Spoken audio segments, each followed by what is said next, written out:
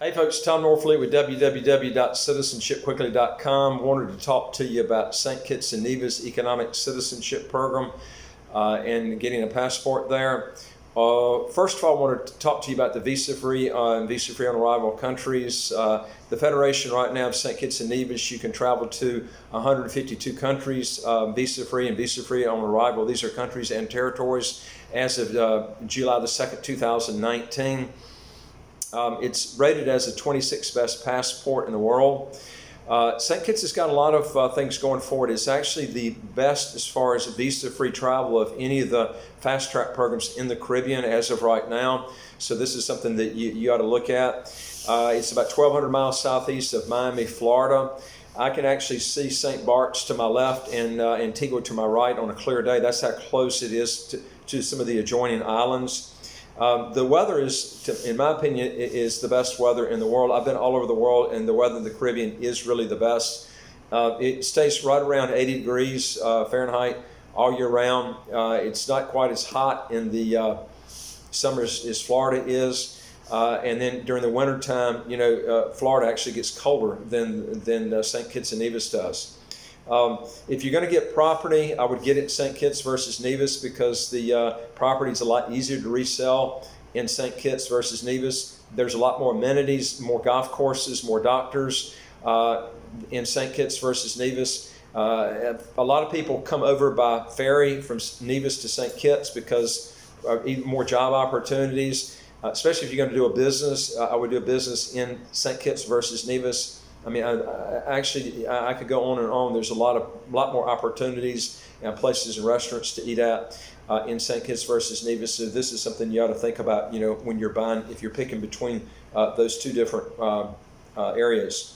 A couple of things on taxes. There is no income tax, no capital gains tax, no estate tax, no inheritance tax in either one of the countries in the Federation. In fact, the laws in one is the same as the laws in the other. Although there are separate countries, the tax laws and everything are the same dealing with that. If you're going to pick between, there are two ways you can actually set up a company. You can either do it under a corporation or you can do it under what's called an unincorporated business. The problem with the corporation is there's a corporate income tax of 33%. You're really better off going with the unincorporated business. You pay a flat 4%. It's not called an income tax. It's really a business tax. It's 4% on gross profit. There are no deductions you can take. So you have to look at, do you have a lot of deductions in your business? If you do, then you might have to measure to see which one's better. If you don't have a lot of deductions, almost in every case, you're looking at the unincorporated business as being the best option. You just have to look at both situations. The income taxes, there's no income taxes, inside or outside the country. And St. Kitts and Nevis are really the only pure tax having countries that you can get that are fast track in the Caribbean, other than Antigua and Barbuda. But St. Kitts has better, and St. Kitts and Nevis have better visa-free and visa-free on arrival countries and territories that you can travel to versus Antigua and Barbuda. So this is something that you need to look at. The property tax is real low. You're looking at 0.2 of 1%. To give you an example, a state like New Jersey charges over 2%. So you're looking at over 10 times the property tax in a place like New Jersey versus St. Kitts. That's the difference. And there's also no income taxes on rental income in St. Kitts. Now, if you're a U.S. citizen, that's a different situation, because even if you leave the U.S., unless you relinquish your U.S. citizenship, you're still going to have to pay taxes on that income. Now, if you're from countries like Germany or France, you literally have to become a non-resident for tax purposes, and every country is different on how to get out of that. To not have to pay the taxes on that rental income if you're buying properties there. So I'd have to look at your situation, see what country you're from, and what your citizenship is. We have to look at several different factors there. There is a stamp duty of 10% only that the seller pays when he sells the property. There is no stamp duty for the buyer. So that course, that there's no capital gains tax, but there is a stamp duty, so that has to be paid at the time the property is sold. But the property tax alone, every year, it didn't take long for that adds up to what in New Jersey, for instance, if you're paying 2% in 5 years, you've already paid over 10% because it's over 2% a year. So that would equal the stamp duty just in New Jersey alone. Not including you're going to have to pay a capital gains tax too in New Jersey and other states in the U.S. also. So you really have to look at that too, because there is no capital gains tax, in St. Kitts or Nevis. So these are big factors that you have to look at there. As far as getting citizenship, I'll give you some figures for a family of 4. On the contribution option, there's 2 options: the real estate option and a contribution option. The contribution option goes towards the Sugar Diversified Fund, which basically it's a fund that to help people that were laid off from the sugar industry, because it wasn't a real profitable business. So they got out of that business, but there are a lot of people laid off in St. Kitts, so they're using this fund to help these people. So that contribution goes for that purpose.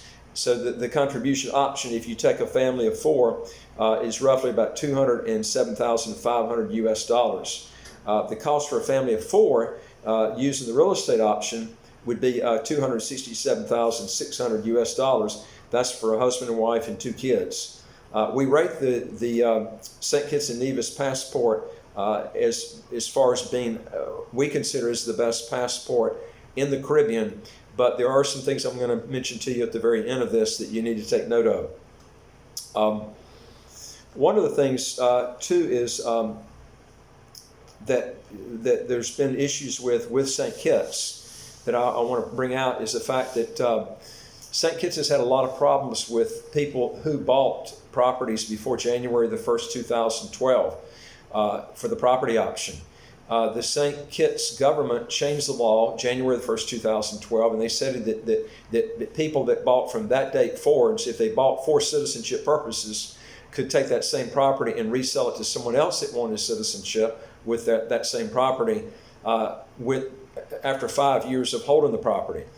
Now, the problem with this is they didn't do that with people that bought before January the 1st, 2012. Well, you might say, well, that's not going to affect me because I'll be buying after that date, January the 1st, 2012.